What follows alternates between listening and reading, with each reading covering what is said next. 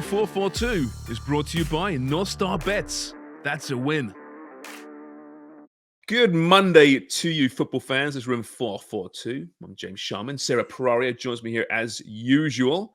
Sarah, it was a weekend of great football, great storylines, some sadness as well. It's love-hate, as it always is. We're going to start with love, as we do, because it's the start of a new week, We need to start with some energy, before all the negativity seeps in. And there was plenty to celebrate, I think, this weekend in the football world, specifically the Premier League world. I'll let you start. Give us some love, a reason why you love this weekend. Yeah, okay, if we're going to start in the Premier League. First of all, I think this was a great weekend for football. I am coming into Monday looking back and being like, more or less, really happy with everything. Like, there wasn't too much that, made me upset or whatnot. So, yeah, great weekend. Let's start with Man City and Liverpool, shall we? First of all, great football match. Overall, quality from both sides. Really happy to see. Really happy to see VAR wasn't involved because we were really worried about that as well. And how much do we love Guardiola and Klopp's relationship? Like, seeing them at the end of the game, I was like, these two guys have so much class, so much respect for each other too. And it was just like, oh, that made me feel really nice. I love that. Yeah, because post-match, they had that great little chat, a hug. And then they got a little bit of negativity there. That's on my hate. Don't worry. Is it? Okay, so we'll circle back to that later in the show, because I thought Klopp dealt with it pretty well. He did. And could have used that as his opportunity to have a go at Pep, but he didn't do it. But still, it was a great match, I thought. And I think it really seeded Liverpool's credentials as a title contender. They didn't play their best in this match, I didn't think. I thought they were outplayed for much of it, but they still ground out and found a way. I thought the subs that came on, Gravenberg and Gakpo, looked really good. And they found a way to hang on and tie Man City. And listen, that is a big result to go to Man City and get a draw. They won 23 straight games there, for Christ's sakes, right? We know how great they are, treble winners, yada, yada, yada. So to get points off this team in this kind of match, I think says a lot for Liverpool and just where they're at in their, I won't call it a rebuild, but they're a very different team to what they were this time last year, for example. Yeah, no, I think so. I think it shows, though, that City do have some flaws as well. Granted, I don't want to judge too much on this match because of the international break, and we know how that affects everyone. Like, you could see it with Darwin Núñez as well. By the end, he was getting so tired. So, it's hard to judge these matches, but I'm just really happy to see both teams, I think a draw was really fair here. And City could have won, but I'm happy that they kind of have just that equal ground because, it was really well fought from Liverpool, but overall just a great match. What about Haaland? 50 goals in 48 Premier League games, the quickest ever to 50 goals. And listen, he scored in this one. He wasn't at his best, but he was fighting, I thought, in this one. He was really going for it. He showed, I think, leadership to a certain degree, a real tenacity as well. I thought he had a decent game. And to get 50 in 48 games to start your Premier League career is just, obviously it's the best ever. It's out of this world. It's better than Ian Wright, who was the previous mark. I think he did it in 17 games more, right? Yeah, which says it all. It's nuts. And you saw what it meant to him, that celebration. Like, he was just overjoyed. They showed Alfie in the stands as well. Yeah. Like, it was, it's incredible. It kind of, I feel like whenever we think of Haaland, all these records are like, oh, another one. But when you really think about this one specifically, how you said it, 50 goals in 48 games, that is incredible. Really crazy. I mean, not many people do that, right? There's a couple of guys, but beyond, and you know who they are, it just doesn't happen. You don't score a goal a game. Yeah. Players don't do that in this era of football. No, definitely not. It's I don't know. I mean, I'm really happy for him because there was a lot of concern about whether or not he was going to play. Obviously, all the news with Norway this past week, not making it to the Euros. So good for Haaland. Time to shine at City and focus ahead on this team because I guess Norway's not looking too good right now. Not so good, yeah. But it's interesting with City, isn't it, this year? Because they haven't really hit their peak. They were better last year, but they're still, they're in second place now. Obviously, Arsenal, who are also grinding their way to results, but they're in first place and deservedly so. But City still, that's what terrifies me about them. They haven't found that extra gear just yet. And they have it in them. Is it because they're missing Kevin De Bruyne? When he returns, this will be a different looking team. Now, what does that mean for Julian Alvarez, who's ostensibly playing in that position right now? It's really interesting. I think it's going to be an absolutely fascinating final 2/3 of the season for a number of reasons, but one of which is City.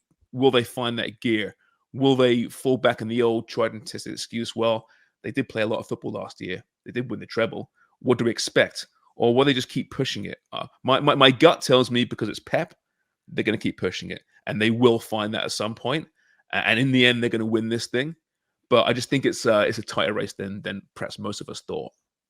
I think it's tighter than we thought maybe for now, but I think give it end of April, early March. That's when I think you'll see City really come and shine, because that's when you're going to see teams like potentially Liverpool, Arsenal, Newcastle. We've kind of already seen a bit of it here and there with injuries, with, tired players, whereas City, they can have that, but then their bench is still these elite superstars that they can just bring in. And I think that's when it's really going to show, okay, this team is now going to start elevating itself above the rest. Yeah, I think so. All right, my love. I'm surprised you didn't start with that, actually. I knew, because I saw your chat, so I knew you were going there. Okay. Okay. Well, thank you. You can have the board there. You're more than welcome to steal my thunder. But Garnacho's goal for Man United as they beat Everton convincingly in the end. Although we'll get to Everton, because I tell you what, they could feel aggrieved they didn't get 3 points in this game. But that goal, they were debating it on all the broadcasts I saw. Is it the goal of the season? Like, how can you even debate? Is it the goal of the season? Of course it is. Yeah. That was incredible. We all love a good scissor kick, right? And the sheer ferocity of that strike was absolutely something you don't see very often. Although I just tweeted out the Europa League. Bring that up. Yeah, Europa League. Mo Salah. They just tweeted out a goal from the Europa League this season, which might have been even better. But that's a different league, right? We're talking about Premier League goal this season. It was absolutely sublime. I just loved it. I watched it over and over, and I don't like United, right? I'm enjoying their decline. But that was just something that we'll be talking about for years and years. And maybe that's going to be that kind of platform for this kid who's really a very good player. He's special. Yeah. I'm happy to see that he was able to do that, because in recent months, I've actually started to dislike Garnacho because of his antics. Like, he's not getting called to the Argentina squad. I'm like, I wonder why that is, because clearly he's a talented player, but I'm just like, you kind of seem like a bit of a jerk.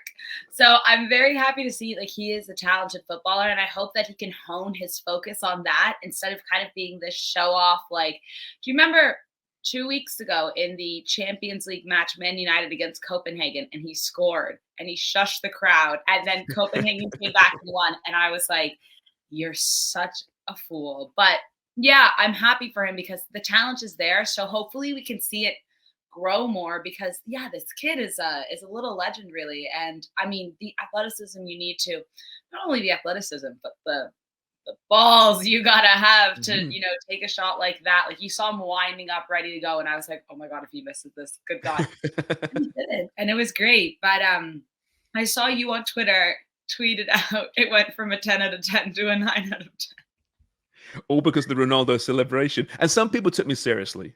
Yeah. For fuck's sakes, people. It's funny. A joke. Yeah. It's a joke. So, haters gonna hate. Oh, that thousands of children do the exact same celebration. Yeah, I know. Yeah. I was taking nothing away from the goal. I was having a little bit of fun with it. But people don't understand humor, I don't think, on I don't think Twitter. So. Not at all. X. Can't imagine why. But yeah, I mean, I'm going to keep watching that goal over and over again. And I think it will stand. There's been some great goals this year. I guess it depends what you like in a great goal, right? Some people like the intricate passing play. Yeah. Some people like the breathtaking pace. Some like the thunder fucker from 30 yards out. I love those myself as well. Those are crazy. But there's something about that, over the top bicycle kick goal. It's just, give me some of that every single time, please. Yeah. You mentioned the shushing, by the way. Did you saw Trent Alexander-Arnold's It's shushing on of the my crowd. hate. It's on my hate. Oh, is it? Oh, God. This is the Hate. top of the list. All right. We have a good conversation. I'm Yeah. looking forward to hate this week. Oh, no. There's still so much love. So let's keep it going. Can we talk Yeah. about Okay. Keep it going. Newcastle, please? Yes. Newcastle, welcome back after a bit of a rocky road there. And we were talking about, and you, James Sharman, actually said that Chelsea were going to turn a corner. And I'm really happy they To did. hell with them. I was happy to see Newcastle just absolutely silence everyone. And Pochettino actually came out and said that this was Chelsea's worst performance of the season. And I can't disagree with him, but wow, Newcastle, man, when they play, they are so fun to watch. They are. Even with all those injuries. Nuts. They're showing great depth. Yeah. That I didn't think they had. Right? Yeah, they're silencing us. You see that stat with Bruno Guimaraes? He's back, in another winning side. When he's missed 7 games since arriving at Newcastle a couple of years ago now, and they've lost all 7 games. Insane. He's back in there. Yeah, he is so important. I think he might be. I think he's appreciated. People know how good he is, but I think he's underrated. I think so too. As far as the hierarchy in the league, right? There's probably a few Newcastle players like Miguel Almiron came back as well. This guy's a baller, but you don't hear much about it because they're Newcastle players. But yeah, it was who was it? Lascelles scored, and then a minute later, Joelinton scored, and I was just like, it's all kicking off. Well, Joelinton should have scored earlier as well. He had an absolute sitter that he missed, right? Lascelles is a great story as well. This guy's been with Newcastle for years, like in the lower leagues when it was all going wrong, captain the team. He's been that inspirational leader for forever with Newcastle. He lost his spot last year, and he kept fighting. And now he's a guy that's essentially an automatic starter. Yeah. He jumps into that starting 11, right? I love those stories. No, me too. No, it's so great to see. And yeah, I mean, if you look at the other side of the coin there's Chelsea, and oh my God, like how is this team going to get it together is the question. Well, apparently it's by missing a day off. Do you hear that, post-match, Pochettino was saying we had a day off scheduled tomorrow. That won't be the case. We're all back in it. But then, do you see this? Now it's on X, so I'm assuming it's probably true, but I don't know. There was video of Jackson in the Villarreal room on Sunday. He went back there to Spain and was in the post-game celebrations in the room, all hugging him and stuff. This is Nicholas Jackson, who clearly, if there was training a day off being cancelled, he couldn't have gone there. So I haven't done too much delving into that storyline, but maybe it was just Poch, venting post-match and he got the day off anyway, or this guy's gone rogue. I mean, can you imagine if they lost Nico Jackson out of all the players? That's probably somebody that you really want. For goodness sakes, you can't score any goals. Yeah, and then he says, Villarreal, please, I'd like to come back. Like, that would be shambolic for Chelsea, especially because Christopher Nkunku still isn't meant to come back until in January. Yeah. I've seen nothing in the tabloids today about it. Maybe it's much to do about nothing, but I've just found it interesting. That whole concept of former players going back to their former teams in the season and still being mates, I'm a bit old-fashioned. I'm not so sure about that. It's your day off, I guess. If it's day off, you can do what you want. But I don't know. A team that's struggling like Chelsea, optically, it doesn't look that great. Absolutely, sure. Yeah. I can agree with that. Thiago Silva as well. Oof. Rough day for the 39-year-old. Yeah, I think he might be seeing more and more rough days, which is a real shame. He's had his moments this year, but there comes a point, isn't there, in the legends of the game, when someone's got to tell them it's time, right? Yeah. He's had such a glorious career, one of the all-time greats, in my opinion, right? And it's hard to hang him up, but there comes a point where maybe you need to be a little bit of a push or a little word in your ear. Yeah. I mean, I think this would be the end for him, though. Do you not see this kind of being his life? Maybe he goes back to Brazil if he wants to and does, a year there just kind of for fun. But I can't imagine him sticking around. No, I mean, would he want to? This is a rebuild. And they're going to turn it around. I mean, all joking aside, they are going to turn it around, I think. But it's not going to be seamless. It's not seamless. Mm-hmm. Does he want to really be part of that? When he can go back home and join a big club, get a bit of glory.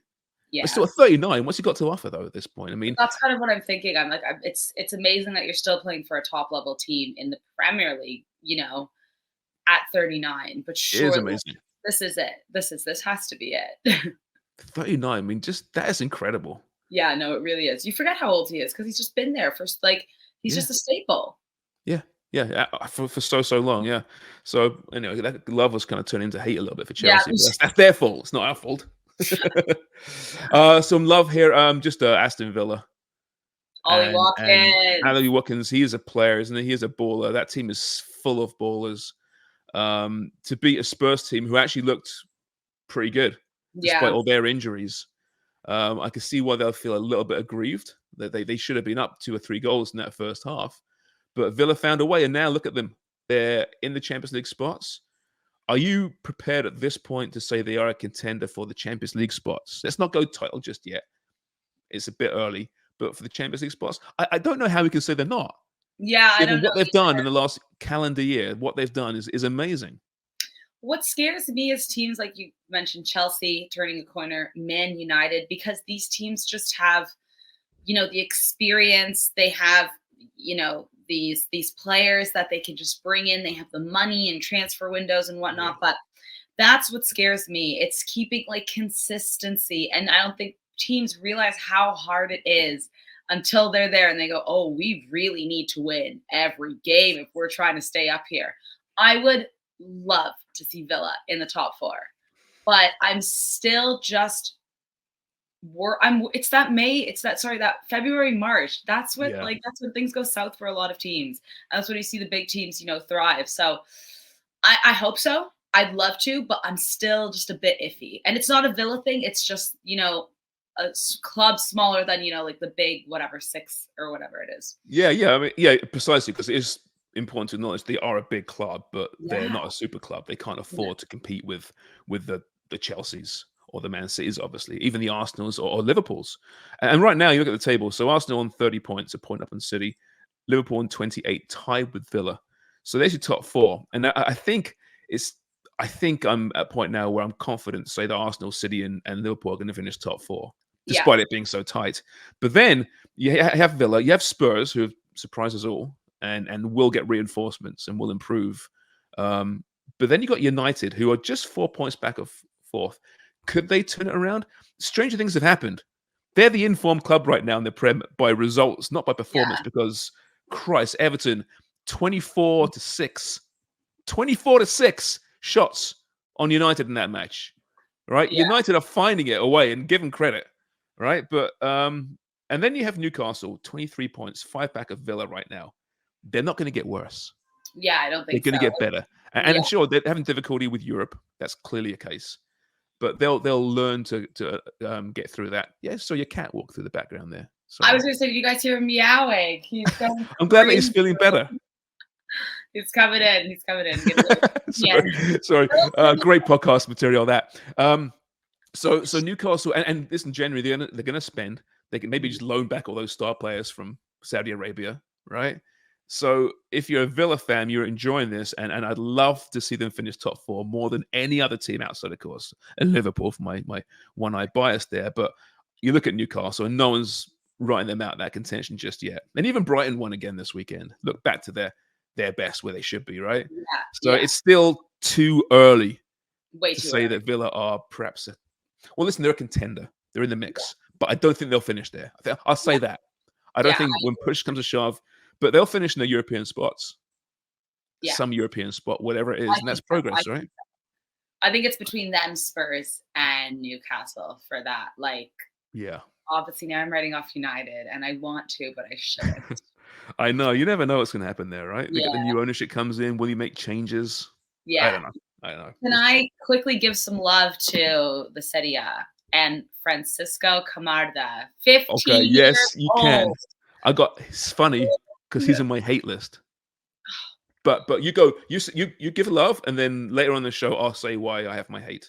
That's fair. Okay, yeah. So youngest debut in all of Serie A history. Amazing for Milan. He came on, only played about 10 minutes or so, but it makes you really feel old. But then you really just look at like some of these young kids. I mean, we've spoken about, especially at Barcelona, several players coming through the ranks, but it just gives you some, excitement for the next generation. And it just, it's incredible to see, young kids working this hard. And you think, you're 15 and you played at the San Siro for Milan. Like, it's really incredible for them. Now, I don't know how his career is going to turn out. It's way too early for that. I'm not, saying this guy's going to be the best of the best, but I think it's just incredible for like these young teenagers basically to be doing that. It must have been a great day for him, but we can transition slowly and get into your hate for that. Hey, you know what? I mean, you feel old? This kid, we're not talking about this kid. He could be my son. Like, he could be my grandson. That's how I feel. And that's not the reason for my hate. I mean, it was a damn good reason for it, mind you. But yeah, that is crazy. It is. And yeah, I'm sure it was an incredible moment for him. And I understand the love. Absolutely. Maybe a new young star is born in the Italian Serie A, and that league needs him right now. So we'll get to my opinion on that later. All right, shall we take a break and then get to our hate? All right, let's take a break and got a few. Like I said, they're not seething hate. No, they're not. They're not positive, and they're for other reasons. But anyway, we'll get to that right after this. 442 is brought to you by North Star Bets. That's a win.